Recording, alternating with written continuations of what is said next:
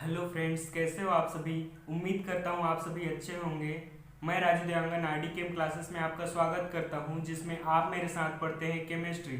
और केमिस्ट्री का एक ऐसा ही नया और इंटरेस्टिंग सा टॉपिक लेकर मैं आज आप लोगों के सामने फिर से हाजिर हुआ हूँ, जिसका नाम है डिस्कवरी ऑफ प्रोटॉन्स। तो आज का ये टॉपिक स्टार्ट करने से पहले दोस्तों, इसके प्रीवियस क्लासेस में मैंने आप लोगों को पढ़ाया था डिस्कवरी ऑफ न्यूक्लियस के बारे में। और उस क्लास के एंड में मैंने आप लोगों से एक क्वेश्चन भी किया था, जिसका आंसर काफ़ी स्टूडेंट्स ने दिया है और कुछ स्टूडेंट्स ने उसके बारे में जितना उन्हें जानकारी था सब लिख दिया है। तो मैं आपको फिर से कहना चाहूँगा कि जिस किसी भी पर्टिकुलर टॉपिक से रिलेटेड आपको जितनी जानकारी होती है उसे आप लिखिए, क्योंकि एक बार जब आप लिख देते हैं तो उसे आप दोबारा नहीं भूल पाते हैं। तो चलिए देखते हैं प्रीवियस वीडियो का क्वेश्चन क्या था। प्रीवियस वीडियो का जो क्वेश्चन था वह था why only gold foil is used in Rutherford gold foil experiment. Rutherford ने अपने गोल्ड फॉइल एक्सपेरिमेंट में गोल्ड फॉइल को ही क्यों यूज किया, ये क्वेश्चन था, जिसका आंसर काफी स्टूडेंट्स ने बहुत ही अच्छे तरीके से दिया है। तो चलिए देखते हैं इसका आंसर क्या होता है। दोस्तों, गोल्ड जो है दूसरे मेटल के मुकाबले बहुत ही लचीला होता है, और गोल्ड की इसी प्रॉपर्टी की वजह से हम गोल्ड को बहुत ही थीन शीट में उसको ढाल सकते हैं, और दूसरे मेटल्स को हम उतना पतला नहीं कर सकते, उतना थिन नहीं कर सकते जितना कि हम गोल्ड को कर सकते हैं। तो यही एक रीज़न था कि गोल्ड को उसकी प्रॉपर्टी की वजह से, उसकी लचीलेपन के वजह से गोल्ड का शीट यूज़ किया गोल्ड फॉइल एक्सपेरिमेंट में। तो चलिए दोस्तों स्टार्ट करते हैं आज का क्लास, जिसमें हम आज जानने वाले हैं प्रोटॉन के डिस्कवरी के बारे में कि किस तरह से प्रोटॉन की डिस्कवरी हुई, किस तरह के एक्सपेरिमेंट उसमें किया गया। तो चलिए देखते हैं डिस्कवरी ऑफ प्रोटॉन। प्रोटॉन की डिस्कवरी को देखने से पहले जान लेते हैं कि प्रोटॉन क्या है। A proton is a fundamental particle of atom which carries one unit of positive charge and has mass equal to that of hydrogen atom.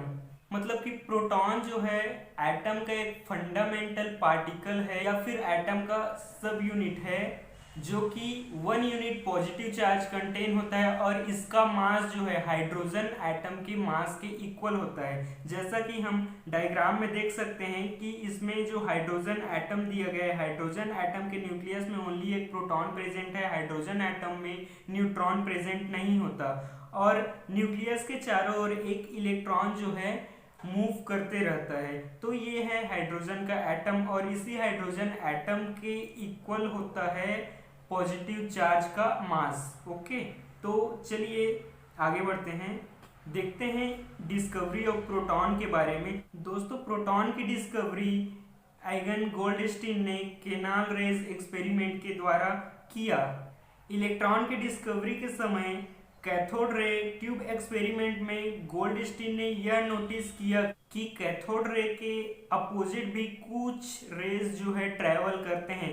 That is जब परफोरेटेड कैथोड डिस्क का यूज किया जाए तो raise जो है anode से cathode की ओर move करने लगते हैं। अब चूंकि ये रेज जो है कैनाल से, that means perforated cathode disc से या फिर कैथोड के होल से पास होते हैं, जिन्हें कैनाल कहा जाता है, तो इन्हें हम कैनाल रेज के नाम से भी जानते हैं। और चूंकि ये रेज एनोड से निकलते हैं तो इसलिए इसे एनोड रेज भी कहते हैं, और इसे पॉजिटिव रेज के नाम से भी जाना जाता है। तो चलिए देख लेते हैं इस एक्सपेरिमेंट के बारे में। तो यह एक्सपेरिमेंट क्या था।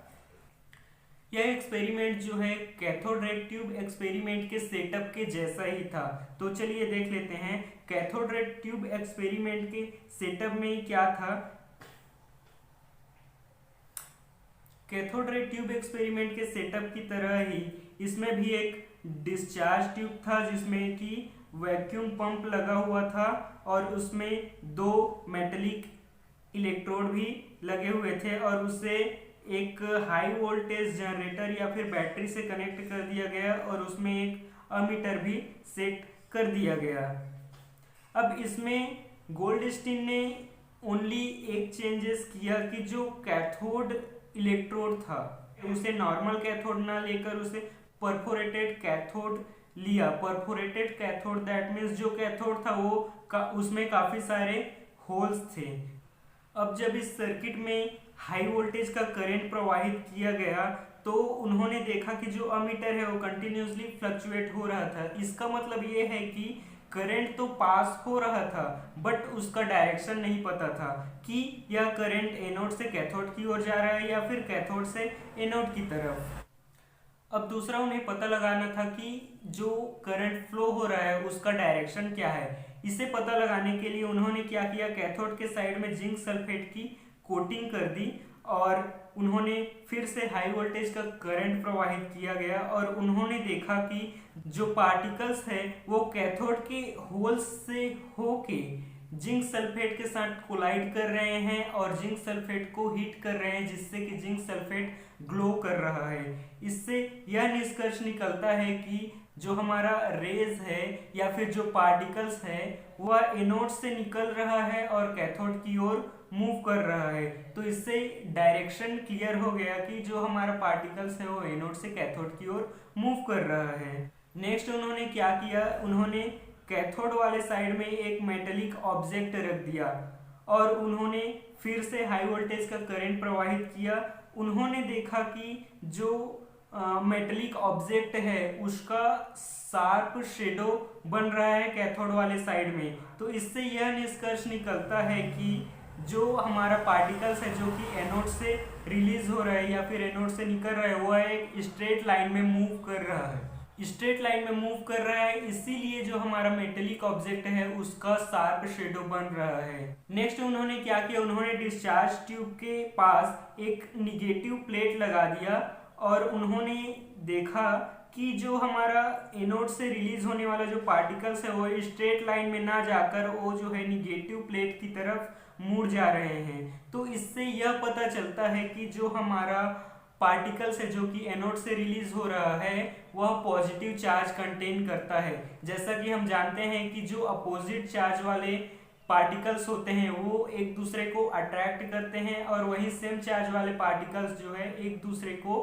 रिपेल करते हैं। तो यहाँ पर वही कॉन्सेप्ट फॉलो हो रहा है।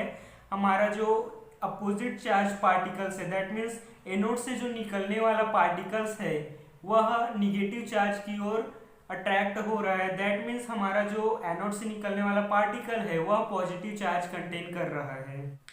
नेक्स्ट उन्होंने क्या किया, उन्होंने कैथोड के साइड में एक पैडल व्हील लगा दिया ताकि ये पता चल सके कि ये जो पार्टिकल्स हैं वह रेज है या फिर मटेरियल पार्टिकल्स हैं। अब जब हाई वोल्टेज का करंट जो है सर्किट में फ्लो कराया गया तो उन्होंने देखा कि जो हमारा पैडल व्हील है वो रोटेट करने लगा।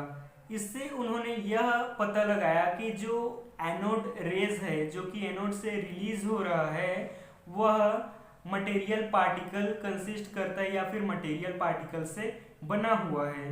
तो चलिए दोस्तों, इस एक्सपेरिमेंट से जिस तरह का निष्कर्ष निकला उसे हम समराइज करके देख लेते हैं, जिसमें गोल्डस्टीन ने इस एक्सपेरिमेंट के थ्रू बताया कि एनोड रेज जो है जिसे कैनॉल रेज के नाम से भी जाना जाता है वह एनोड से स्टार्ट होता है और कैथोड की ओर मूव करता है। सेकेंड उन्होंने बताया कि जो हमारा रेज है जो कि एनोड से रिलीज हो रहा है वह विजिबल तो नहीं है बट हम उसके बिहेवियर को ऑब्जर्व कर सकते हैं through fluorescence and phosphorescence. That means जैसा कि हमने जिंक सल्फेट का यूज किया, जिंक सल्फेट क्या हो रहा था, परफोरेटेड डिस्क से एनोड से रिलीज होने वाले पार्टिकल्स परफोरेटेड डिस्क से या फिर परफोरेटेड कैथोड से गुजर के जिंक सल्फेट के साथ कोलाइड कर रहे थे, उसे हीट कर रहे थे जिससे कि जिंक सल्फेट ग्लो कर रहा था। नेक्स्ट उन्होंने बताया कि एनोड रेज एक स्ट्रेट लाइन में फ्लो करता है और उन्होंने यह भी बताया कि जो हमारा एनोड रेज है वह मटेरियल पार्टिकल्स कंटेन करता है। नेक्स्ट उन्होंने यह बताया कि जो एनोड से रिलीज होने वाले पार्टिकल्स है वह इलेक्ट्रिक या फिर मैग्नेटिक फील्ड के प्रेजेंस में अपने पाथ से डिस्ट्रैक्ट हो जा रहे हैं। जैसा कि हमने डिस्चार्ज ट्यूब के पास निगेटिव प्लेट रखा तो एनोड से जो निकलने वाला पार्टिकल्स है वह उस निगेटिव प्लेट की ओर मूव करने लगा या फिर उसकी ओर अट्रैक्ट होने लगा। तो इससे यह निष्कर्ष निकला कि जो एनोड से रिलीज होने वाला पार्टिकल है वो पॉजिटिव चार्ज कंटेन करता है, जिसे प्रोटॉन कहा गया। तो दोस्तों उम्मीद करता हूँ आज का ये डिस्कवरी ऑफ प्रोटॉन का जो एक्सपेरिमेंट है या फिर इसका आज का जो क्लास है वो आपको काफ़ी अच्छा लगा होगा, आपने काफ़ी इंजॉय भी किया होगा।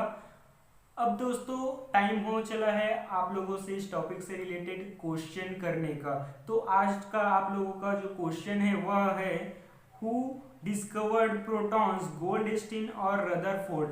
दोस्तों हम जानते हैं कि प्रोटॉन की डिस्कवरी गोल्डस्टीन ने किया, बट कहीं कहीं प्रोटॉन की डिस्कवरी से रिलेटेड हमें रदरफोर्ड का नाम भी देखने को या सुनने को मिल जाता है। तो इसका एक्चुअल स्टोरी या फिर एक्चुअल डिस्कवरी करने वाले जो साइंटिस्ट कौन है इसको आपको बताना है। तो उम्मीद करता हूँ दोस्तों इस क्वेश्चन का आंसर आप लोग काफ़ी संख्या में देंगे जिस तरह से पहले भी दे रहे हैं। तो चलिए दोस्तों आज का क्लास यहीं पर एंड करते हैं। दोस्तों अगर आप इस चैनल में नए हैं तो प्लीज़ मेरे इस चैनल को सब्सक्राइब कीजिए और साथ ही साथ बेल आइकन को भी दबा दीजिए, जिससे आपको सबसे पहले मेरे वीडियो का नोटिफिकेशन मिल जाए। और दोस्तों इससे अपने दोस्तों को भी शेयर कीजिए, जिससे कि आपके साथ साथ आपके दोस्त भी इस इंटरेस्टिंग से वीडियोस का, इस चैनल का लाभ उठा सकें। तो चलिए दोस्तों मिलते हैं एक नए और इंटरेस्टिंग से टॉपिक्स के साथ अपने नए वीडियो में। तब तक के लिए थैंक्स, टेक केयर।